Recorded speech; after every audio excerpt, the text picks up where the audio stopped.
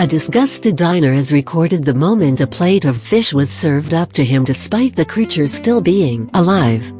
The weird zombie fish had been cooked and served in sweet and sour sauce, but it was still twitching as it was put in front of the customer. The severed head of the gray fish sits on the edges of the plate.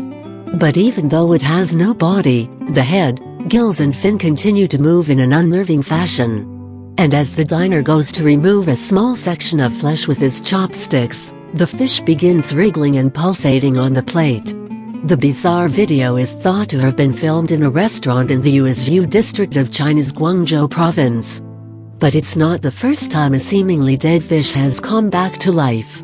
Another scaly creature went viral just months ago after scaring the life out of a couple who were attempting to cook the fish for their dinner.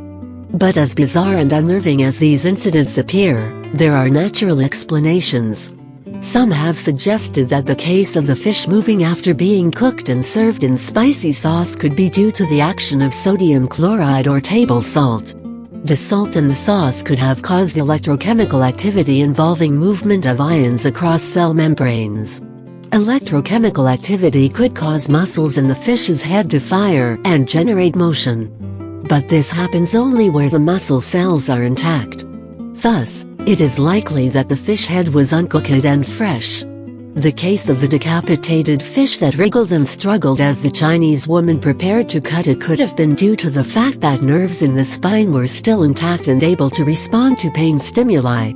According to Charles Grisham, a professor of chemistry at the University of Virginia, most of the tissue in an organism that's recently dead, recently killed, is actually still alive. In this case, even though the brain function is missing, the tissues will still respond to stimuli.